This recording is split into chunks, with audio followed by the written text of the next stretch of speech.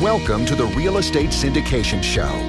Whether you are a seasoned investor or building a new real estate business, this is the show for you. Whitney Sewell talks to top experts in the business. Our goal is to help you master real estate syndication. And now your host, Whitney Sewell. This is your daily real estate syndication show. I'm your host, Whitney Sewell. Today, our guest is Toby Lyles. Thanks for being on the show, Toby. Oh, thank you so much, Whitney. What a pleasure.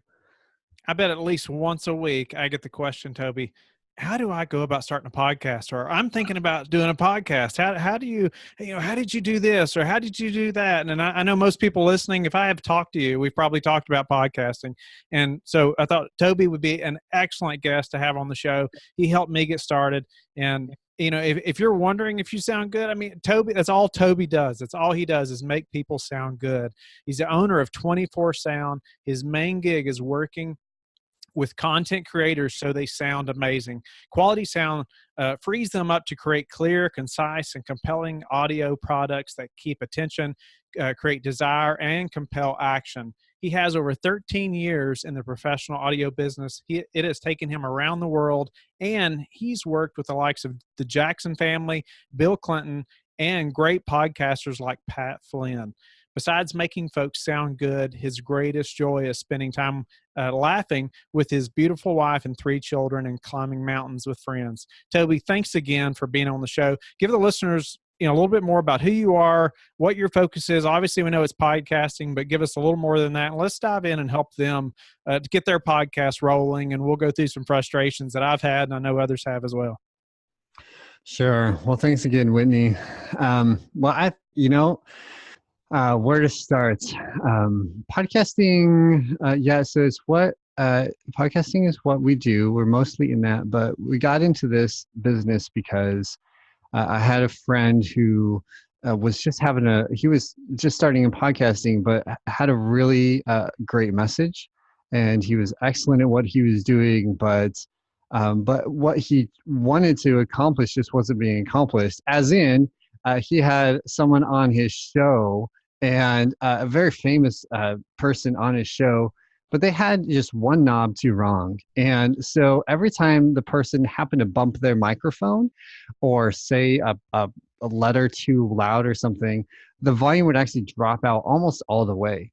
And I was so interested in the content, but I couldn't hear it because they would go poof, and there'd be an explosion, and then I couldn't hear for the next 3 words. And of course, those were the most important words in the podcast. So it started this journey of how do we help people actually say what you want to say with audio, because sometimes it can get in the way. So I don't know. Hopefully that tells you a little bit about what we do. Awesome. So you had a friend and the audio that had a podcast, and it was just the audio was really bad, and so you thought, how can I help this? How can I help them to have the best audio possible? Yeah, that's right. So it was simply just about how do you turn the knobs and buttons to make the audio sound good. And after that, then we've been in doing audio with quite a few people, and in the process, we've learned what does it take to start podcasts. What are the frustrations to get over? How do you simplify the technology so that it works well for you, so it's not in the way? And then what are the things you need to think about when you're starting a show? And some of that just content and just where do you host it? What should the show format look like? How do I get music? Just the frustrations that take time to learn, and you can spend hours Googling and you'll get no results except for 10 different answers. So we're trying to help you get a real solid answer that actually works. I know when I got started, it's most of these things I've never heard of, right? I never imagined I would be doing a podcast, before I started this. Never crossed my mind, right? And then, somebody, when I decided to start a podcast, and somebody, a mutual friend, introduced you and I, it was relieving to know that I had somebody kind of in my corner, kind of like a consultant, right? I mean, it's what you do. You're consulting people, and you did me, help me get started.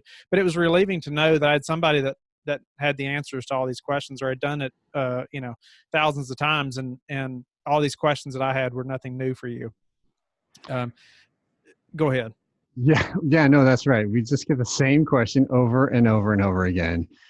And everybody's got the same frustrations, and everybody has the same goals. But but it's just hard to get through these common questions that are still hard to be answered. They're hard to get answered um, because it's often custom to the person. So one person's microphone doesn't work for you, and someone else's random suggestion about where to host. You and I talked about that. The most standard hosting wasn't exactly what you needed. So how to custom make things for the actual person, that's a huge thing, because we all wear different clothes, right? That's right. That's right.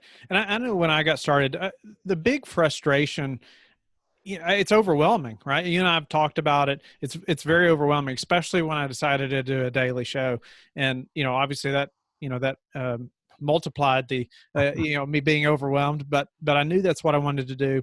And we stuck it out, and it's been working well now, hindsight, but, getting started, I think developing the processes were very difficult, and just me knowing, okay, what needs to be done first and second and third and fourth, and how to go through that and making sure everything's done correctly, and then also just on the back end, there's so many different little platforms that that I had to have to set up, whether it's making appointments and doing the Zoom and all these different things. It's just, in the initially, it's like, where in the world do I even begin?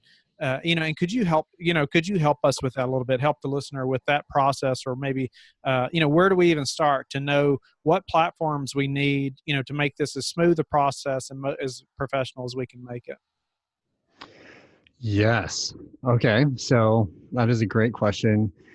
And I will say, Whitney, you had a lot of major hurdles that you overcame to go. So I think when people, if they don't realize, when they hear your voice, they're hearing a lot of time and money, and just you worked day and night to get this done. And I don't think you ever rested. I think it was 8 days a week for you. At least that was my observation in this end. Um, so to start, starting processes, I think that's the question. So, okay. So the first thing you need to look at is, what are you trying to accomplish? Just because someone does it one way or someone does it on Zoom or whatever, does not mean that that's how you need to do it. So what are you trying to accomplish? And what you're trying to accomplish, is that going to be a solo podcast? Is that going to be with other people? If it is an interview podcast, is it a remote interview podcast, like you're doing, Whitney, where people are all over the world? Or is it live? You're walking around the different events. That is the critical thing. What are you trying to accomplish? And then the next part of that is, how much do you like, knobs and wires and the equipment, and how much, how easy is that? Once you answer those two questions, you can start to figure out what equipment and process to work with. So that's not quite the answer, but like everything, you need to start with your why, and then you need to figure out the how from there. Okay. So, with me, it was obviously, it's an interview podcast. I'll do some solo shows, but for the most part, I'm interviewing others. And like you said, from anywhere in the world, because we can, it's great technology, we can do it remotely. And, I was not someone that needed more knobs and wires to have to mess with. And I feel like, and you correct me if I'm wrong, Toby, but I feel like in most cases, most podcasters, especially if you're just getting started, you don't need more knobs and wires. You just need a USB mic. And let's get the ball rolling. Would you agree? Yeah, just get the ball rolling. That is an important thing to say. The only caveat with that is, uh, depending on what you're trying to produce, that the get the ball rolling can mess you up a little bit in podcasting. And I hate to say that, because I always want to say, just go forward, just do it, right? Some people will say, just grab a phone and start podcasting, which definitely works, but can sometimes sabotage you, just because if it sounds, the way you sound can make you sound experienced or inexperienced. And if you're trying to place yourself as an industry leader, if that's what you're trying to do, then that raw, authentic sound can actually turn people off sometimes. So the trick with that is to know, Okay, so if you want to be an expert, then yeah, just grab a USB microphone that actually sounds good. So you're using an Audio-Technica 2100, and that has been an industry leader. I think you like it. How do you like that microphone? I like it just fine. It's worked great for me. I've taken it all over the place traveling, and I record in hotels, and wherever I'm traveling, I still get the shows done, and it's worked great. Yeah, it's really simple. It sounds pretty darn good as long as you get close enough to it. It's not really echoey, and it's a clear sound. So it's the perfect way to go, and it's like $70 or something like that. So that's a good place to start. And then you've got a good microphone. You can record in any computer, and you've got sound. And then you're using Zoom for most of your recordings, which definitely works. The only trick in that is the Zoom sound for the host side doesn't always sound that great.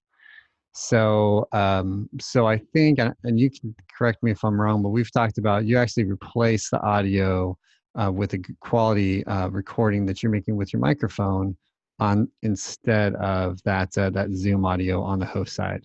Is that what you're doing? That's correct. So actually, when I hit record on Zoom, I also hit record as quick as I can at the same time on Audacity. And so Audacity is recording directly on my computer as opposed to the audio having to go out to the internet and being recorded by Zoom. Yeah. Yes, and that is the easiest. That's the simplest way to do it, especially since you have decided to go with a podcast editor afterwards, which is a good choice.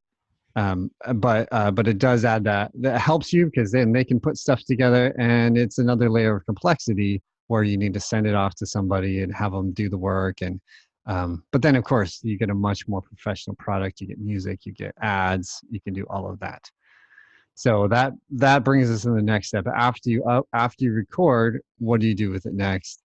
Most people choose a audio editor, or you can edit it yourself. But usually only if you like knobs and buttons. What's going to be the easiest way for me to edit it myself if I chose to do that? Is there a specific type of software that would be either even free or inexpensive where I could edit that myself? Yeah, some people actually do better when they edit it themselves because they know what they're looking for in their audio. And again, they don't mind a little bit of technical. And sometimes it's even faster because there is that interchange sometimes between a podcast editor. And when they do it, then most depending on you're using Audacity. So some people really love Audacity. My thing with Audacity is it's great. You can do so much with it, but it can take time to learn it, and it's a little bit complex. Just it's hard to work with a little bit. I think some people love it, so maybe you'll love it. GarageBand is the Mac favorite, so both of those are free. So this is like the free and easy option, and then some people will choose to pay for what's called a DAW, which is Audacity or GarageBand, a digital audio workstation. It's just software, and some people will pay for something like Adobe Audition or something like that. And then you pay a little bit more, but then you get this. It's a little easier to workflow. Has some functionality that makes life a lot faster, so that you don't have to be as smart. You can just push a couple buttons; it'll do it for you, and you can produce a pretty darn good podcast with just $20 a month or $200 for some software, and you're making it on your own, and you're publishing to the cloud, maybe with a little bit of help or some YouTube videos, or we help people. We'll coach them through the process. Or it depends where you're at and what you need. If I was editing myself, I could see paying 20, 30, $50 a month for some software that would make my life easier in the editing process. Personally, I've never edited the first show, and that's mostly because I'm doing a daily show. There's no way that I could spend enough time, that much time editing that many shows. And it's just a choice I've made. I do not want to spend that much time editing podcasts. I find my time is better spent, somewhere else in the business, and then, hiring an editor to do that, and he can do it much faster than I can. Yeah, and I think you're right. I feel like most of our listeners to this podcast are going to be in a similar boat as you. They're professionals. They're obviously working in real estate. They have another career. And so the podcast is going to be a secondary. to help build that career. So I would imagine they're not going to be, of course, many are technical, but that's not going to be their focus. So they're more likely going to, they're going to want to hire somebody. It's going to make more sense for their time. They can go do it, 10 deals in the time that it's going to take them to edit a podcast. So it seems like you've chosen the right direction. So what about simplifying the tech side? Is there, any suggestions that you have? I know we've talked about it a little bit, but, I can see it's overwhelming for me to get it all set up and get it started. But, is there any suggestions that you have for somebody that's getting their podcast rolling, but all these applications or in the editing software, all these different things, is there any other ways to simplify this madness to to creating a method? Okay, so podcasting is actually super simple. Right now, it's the simplest it's ever been and easiest to get online.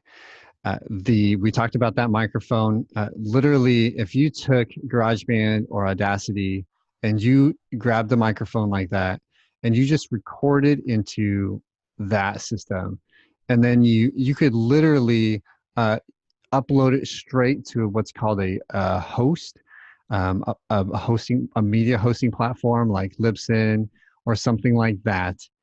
And then you push a couple buttons and you've got to submit it to iTunes. It's not really hard. There's plenty of online things on how to do it. And then you have published your first episode. It gets a little bit complicated when you're trying to figure out how to get music, but simply interfacing with the audio editor or somebody who's been in it, and then it becomes very simple again because they have music or they can get music and they know how to put it on real easy. They know how to make the levels. They know how to make it sound good. And then you're up, and that's all you need. Everything else is a bonus. If you can get it on your website, that's a huge bonus. It takes a little bit of time. That's a computer stuff, but you can do that. Or if you want to submit it to more podcast things in iTunes or Apple Podcasts, like Google Play, which is a great idea, then that just takes a little bit of time. But a minimum, all you have to do is record into a microphone, and you can upload it to Libsyn and push it out to the world. And you're there. Awesome. What about, show format, different types maybe that you've seen or suggestions that you have for formats? Ooh, that's a good question. I feel like show format always has to follow you and your identity and your personality. Every time, it's just like when you're starting a business. I mean, even, in real estate, some people like to do storage and some people like to do multifamily, and everybody's doing something different. So it's still back to this: who are you and what are you doing?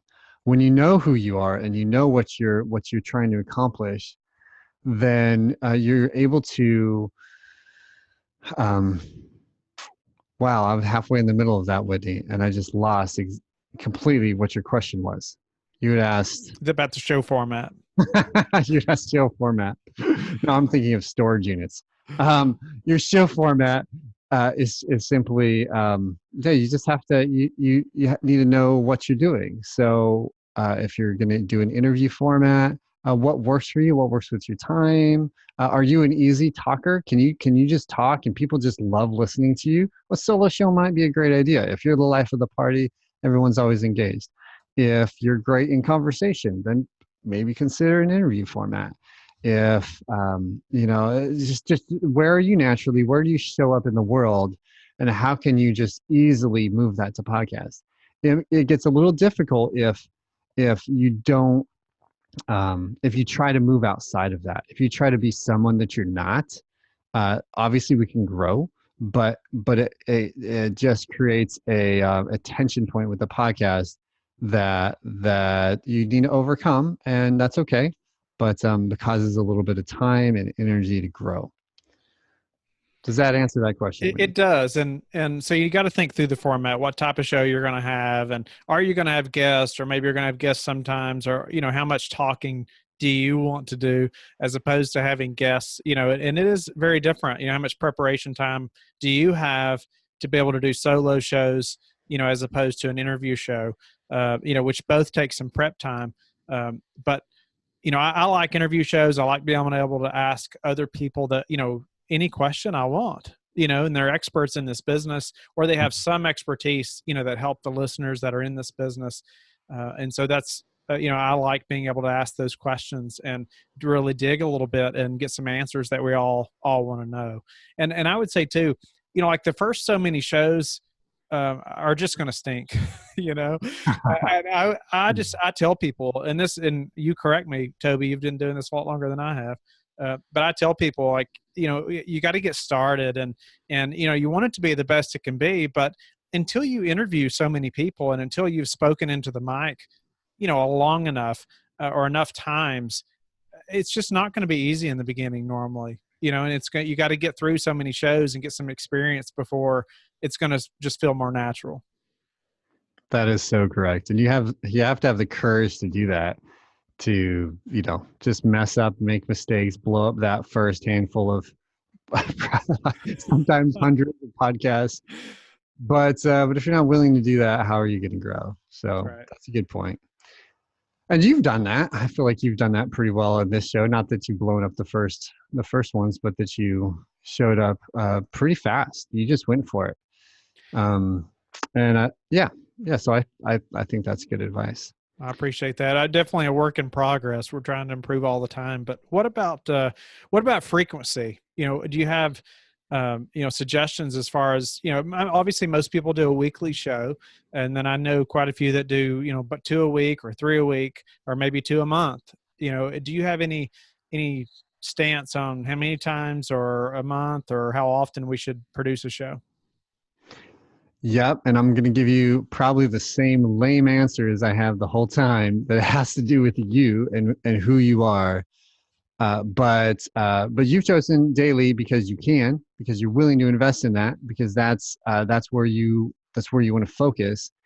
I've got somebody who does a 5-minute show like twice a month. She's basically not podcasting, barely, a 10-minute show. I'm sorry, super fast, but it's just a marketing point for the company, and that's all they need. They just need to say, hey, here's something you can click on to go deeper with us, and that's all they need. They're not trying to drive tons of traffic with it. It's almost like, hey, look at this, we've got a podcast.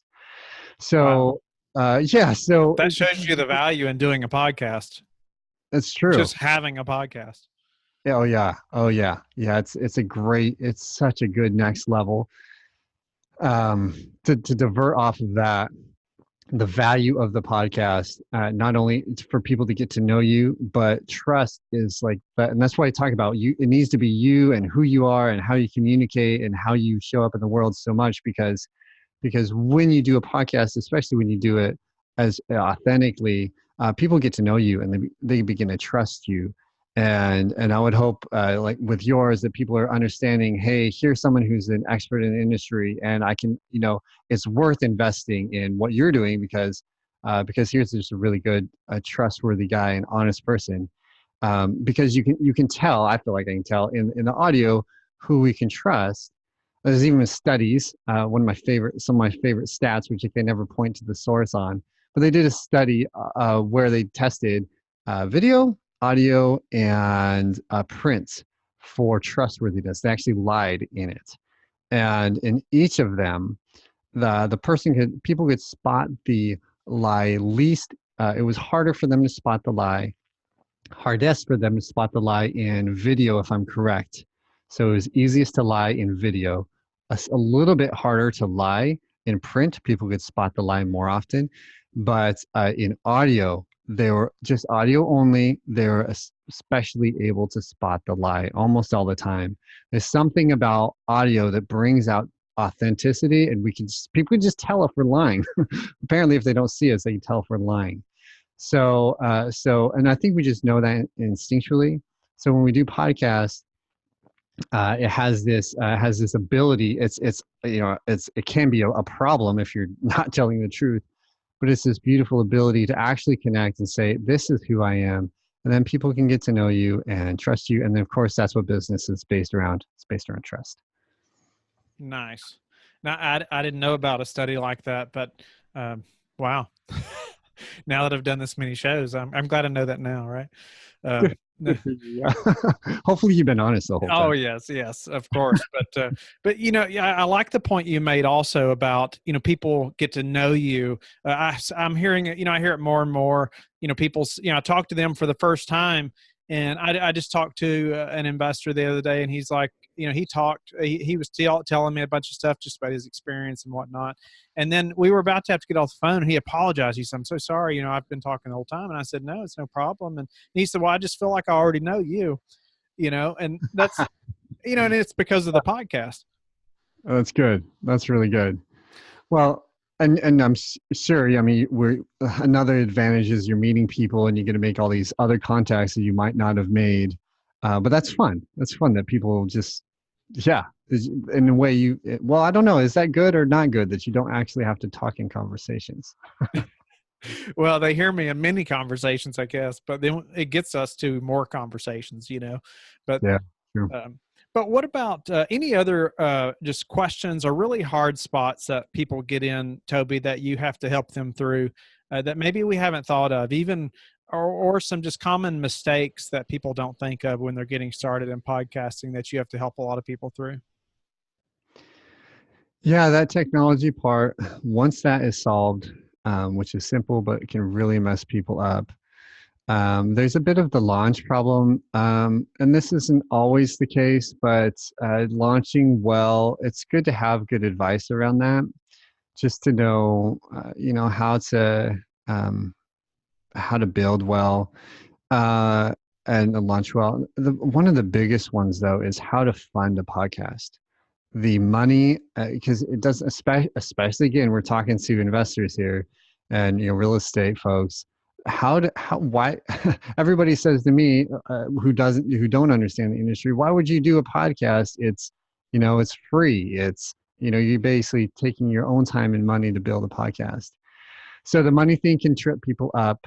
And I would say to that, for one, I think people don't understand that it's marketing for your business. So if you already have a business that you can profit from, then it makes sense to do a podcast if that fits in your world. But also, there are a bunch of ways to make money with a podcast, but it does take that time to just grow an audience. So you just got to show up and do well. There's an initial investment time, just like any good investment. It takes time up front, but on the back end, it pays off. And once you're there, you can make money by 5 or 10 really solid ways, depending on what you want to accomplish. So how long should we be podcasting before we seek out a sponsor, to help us pay for those, the expense of podcasting? When does that normally happen for people? Is it by downloads? Is it per a certain amount of time? What do you see most often? Yeah, sometimes it's by downloads. Often it's by downloads. The thing I see with downloads most is that people frequently devalue their audience. So they'll wait too long to ask for a sponsor if they're asking for sponsors, or they'll wait too long to offer a product. Some people will say, I've only got 5,000 downloads, but I'm thinking, okay, so if you've got, if you're getting 5,000 downloads a show, or even 200 downloads a show, if you're standing in a conference room in front of 200 people, would you not offer something? Would you not say, hey, my book's in the back, or hey, I've got this person's helping to put this conference together? We always give credit to the sponsors who are helping us. So I think people do it too late, and they wait too long. They don't feel like their podcast is good enough. So I don't have a hard number, but it's basically whatever. And there are numbers. I think some of the official stats are around 50,000 per episode, which can be really intimidating for some of the major advertisers. But I don't think we need to think that way. You can look on, you can just go and pitch. I mean, it's just businesses, right? So you could say, if a business would sponsor you at whatever amount you can get for 200 people or 500 people, then why aren't we talking to aren't we talking to other people because somebody wants that opportunity. Somebody's looking for a small show that they can throw a few bucks at, and it'll give us give them some revenue, hopefully. So that's a bit of a roundabout way, but yeah, I feel like we should be, as soon as we get enough that would fill a decent room where we would advertise live to those people, I feel like we can start either pitching sponsors, or we can start making products specifically tailored towards those people. They need a next step, and it doesn't feel right to not offer some sort of next steps of engagement with you. I like that. And I know the industry standard, or it was, I think at one time, like somebody is paying per so many thousand downloads or something like that. And I chose not to go that route. And, and so I charge per, so, if they want to do 5 shows a month, 15 shows a month, or 30 shows a month, and there's different things I'll do to help promote their business or whatever, their product, whatever it is. But this is what it costs, period. And that helps me on the back end. And maybe you'll tell me that I'm doing it all wrong. If I am, please tell me. But what I've found though is well, let's say that I just had, real estate podcast, period. Well, I may have a lot of downloads, but if you have a product that's specifically for syndication, well, not all those listeners are syndicators or in the syndication business. There may be wholesalers and flippers and whatever, lots of other people in the industry. But since my show is very focused on the syndication business, well, now, even if I have a lot lower amount of downloads than somebody that just has a general real estate podcast, then, every one of my listeners are in the syndication business. Exactly. So it's very concentrated, as opposed to, trying to guess what percentage of the downloads or whatever are for, this type of product. Exactly. And I think I think you're so right. And I think you're doing it right. I feel like you have been a great example of just looking at your downloads and saying, hey, you've got tons of episodes out. You're not going to stop doing this. And so I don't see why someone wouldn't jump in with you and sponsor this podcast, because that's again, the beauty of the podcast is this is not an advertisement to anybody. This is their target market. This is who they need to reach. Why would you not be? I mean, if you could pitch to a super targeted market, that just feels like a hole in one. So that made me think of another question. Obviously, we're about out of time, but I wanted to ask you the focus of the show. And so, not mine specifically, but just like how focused we should be. When I was doing research about podcasting, I read different things that said like niche down 3 times. So like, okay, real estate's a niche, and then real estate syndication is another niche. Well, niches inside of niches. Well, I guess I just went 2 times, and I feel like I'm pretty niched as far as in the real estate industry, especially doing a daily show. But what is your take on like how focused should we be? Is it better to have more of a broad approach or more of a focused? Well, that is that ongoing question. Yeah, a little bit about you and your personality, who you naturally reach comes in there. And but yeah, I think it seems like the people who niche down, who are most successful. But I will also say that there is something that's already niched down. So you say you only niched down 2 times, but you also did a podcast, and then you're you. And just being you is because, again, podcasting is such a personality, and if you're wrapped up in it, there is just bringing yourself to the table. People love us or hate us, and so that also plays into that. So that's nice. So anyways, yes, I would lean on niching down, but it's really important to look at your market and to talk to those people and to do some upfront work in advance. I guess that would be the answer, is to essentially pre-sell or try to get some initial market feedback, if at all possible, from potential listeners to see how that's going. So doing test podcasts and putting it out there, doing online questionnaires, anything you can do to get information up front before you do 100 episodes, and then wonder, why people aren't listening, to go try to find a little bit of that audience in advance. I like that. And Toby, what is your biggest pet peeve when listening to shows, considering what you know about editing and producing a quality podcast? What's your biggest pet peeve? Oh man, that's not a fair question to ask right at the end of the show here. Wow, I think first, probably just because I come from a technical background, is when it's so easy to get a really good sound, why we're still spending too much money listening to online reviews. I can't tell you how many people have not reached out to me, just purchased a microphone, even when we're in the same circle, purchased a microphone that will only amplify the echo in their room or whatever negative sound is nearby, and then try to create a successful brand around it and then fail or get frustrated in the process. So to me, I think that just reach out to somebody, get a little bit of advice right off the start would be A.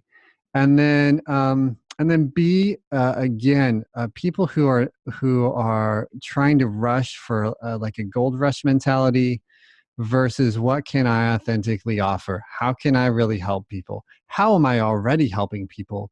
And then move that, and then just putting that into their podcast. And they don't take the time to figure that out. Those are two big ones right there. And Toby, what's the number one thing that's contributed to your success? I don't think I would have any success had I not had some divine intervention in my life. I feel like it would. I suppose there is luck somewhere in there, but I've had many prayers that have been answered, and so every great connection, every good thing that I've seen in my life, I would attribute to God. I've got a really good wife too. She helps. But she's only there because of God also, right? I would say that. Yeah, that's for sure. No, I appreciate you sharing that. I agree completely. So how do you like to give back? Well, I think that's the nature of the podcast industry, specifically here. We help so many people who are not able to find money. I'm always trying to find ways to creatively get people moving, but sometimes they just need some free coaching or free phone call to help them get moving. So no matter where people are at, I try to just take the time, make a phone call, and that's really satisfying to me. I feel they're probably helping me just as much as I'm helping them, but I get to talk to a lot of really good people and help them start podcasts, and nobody will ever know we talked. Wow. Well, Toby, you've been a great guest, and I really appreciate you just going through some details of podcasting and from your experience. And I know podcasting has helped me in my, the syndication business. And I know a lot of listeners are debating about, whether they should start a podcast or not. And at least now they know about you and so tell them, how they can get in touch with you and learn more about you. Yeah, we're making some transitions, so we don't even have a website right now. So the best way is to reach me just an email, which is Toby, Toby, at 24sound.com. It's all one word, all spelled out, TwentyFoursound.com. Awesome. You can also reach out to me. I'll help you or connect you to Toby in any way. And I hope you'll go to LifeBridge Capital and connect with me, and go to our Facebook group, the Real Estate Syndication Show, where we can all learn from experts and like Toby, even get maybe questions answered about podcasting. And so we will have more shows out. And so another one tomorrow. We'll talk to you all then. Thank you all very much. And thank you, Toby. Thank you so much, Whitney. For listening to the Real Estate Syndication Show, brought to you by LifeBridge Capital. LifeBridge Capital works with investors nationwide to invest in real estate, while also donating 50% of its profits to assist parents who are committing to adoption. LifeBridge Capital, making a difference, one investor and one child at a time. Connect online at www.lifebridgecapital.com for free material and videos to further your success.